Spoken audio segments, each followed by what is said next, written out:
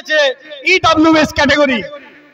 এই ক্যাটাগরির মানুষেরা চাকরি পেয়ে থাকে, বিভিন্ন দপ্তরে সরকারে কাজ করে থাকে।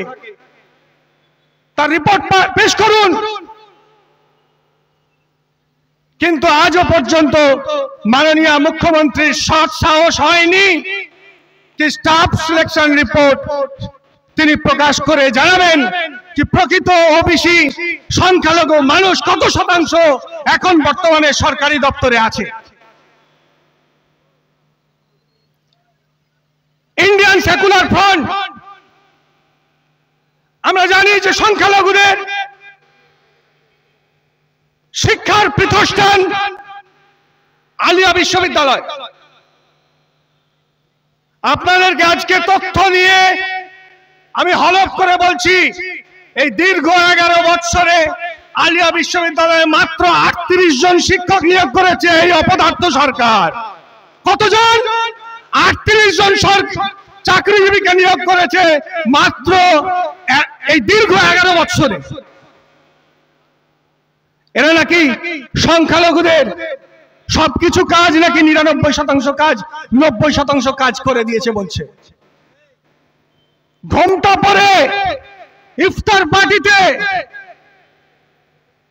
আর ঈদের খুতবাতে অংশগ্রহণ করলে সংখ্যালঘুদের উন্নয়ন হয়, হ্যাঁ কি না?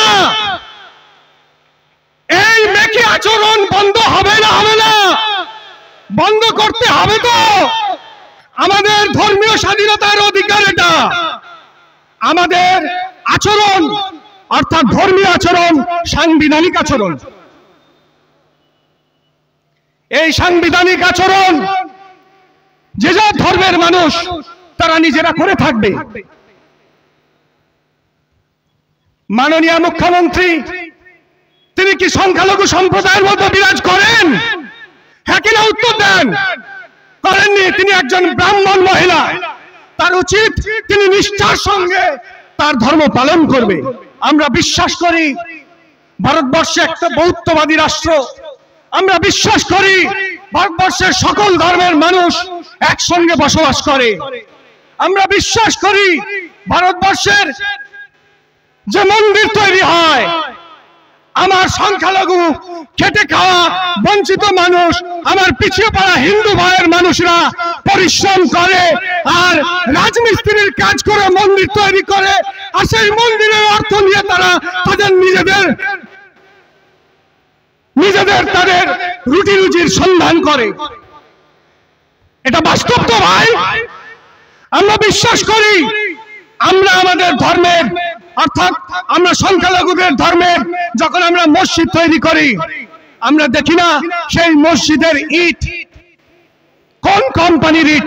আমরা গরিব খেটে খাওয়া বঞ্চিত মানুষ, আমরা যখন দেখি যে ইটের দাম 10,000, তখন আমরা দেখি যে কোন ইটের দাম কম আছে, তো দেখি যে শ্যামা ইট, তারা ইট, সেই ইটটার দাম মাত্র 8,000 টাকা, তো 2,000 টাকা কম হচ্ছে। গরিব খেটে খাওয়া সংখ্যালঘু মানুষ সেই 8,000 টাকা শ্যামা ইট কিনে যখন এনে নিজেদের ঘাম ঝরিয়ে মসজিদ তৈরি করে, একদল স্বার্থান্বেষী রাজনৈতিক দল সেই ইটকে খনন করে বলে যে এই ইটটা হলো শ্যামা ইট, সুতরাং এটা মসজিদ নয়, এটা মন্দির। এটা কি আপনারা বিশ্বাস করেন? এটা বাস্তব কি আমরা পরিশ্রম করে আমাদের অর্থ দিয়ে আমরা সংখ্যালঘুরা আমরা আমাদের অর্থের বিনিময়ে আমাদের ধর্মকে রক্ষা করার চেষ্টা করি? এরকম ভাবে আমার আদিবাসী ভাইরা, আমার মতুয়া ভাই হরিচাঁদ ঠাকুর, তিনি যখন শিক্ষা অর্জন করছিলেন কোন হিন্দু ধর্মের ভাই তাকে শিক্ষা অর্জন করতে দেয়নি, তাই তিনি শিক্ষা অর্জনের জন্য একটি মাদ্রাসায় শিক্ষা অর্জন করেছিলেন। মতুয়া শ্রেণীর হরিচাঁদ ঠাকুর মহাশয়, তাকে আমরা সম্মান করি। আমরা বিশ্বাস করি কুর্মী সমাজের মানুষ, দলিত মানুষ, আদিবাসী মানুষ আমাদের ভাই, বঞ্চিত মানুষ আমাদের ভাই, এসসি শ্রেণীর মানুষ আমাদের ভাই, সংখ্যালঘু পিছিয়ে পড়া মানুষ আমাদের ভাই। কিন্তু কিছু স্বার্থান্বেষী রাজনৈতিক দল তারা বলে যে ওরা হিন্দু, মুসলিম, ওরা এই ধর্ম করবে, ওদেরকে গিয়ে ঠেঙিয়ে এসো, ওরা মব লিঞ্চিং করবে। আর এই সরকার, পশ্চিমবাংলার সরকার সেই কাজে মদত দিচ্ছে। যদি না মদত দিত তাহলে পশ্চিম বাংলায় আরএসএস এর সংখ্যা দিদিমণি কত এত বাড়লো, এত কেন আরএসএস এর সংখ্যা বাড়লো, তার জবাব কে দেবে?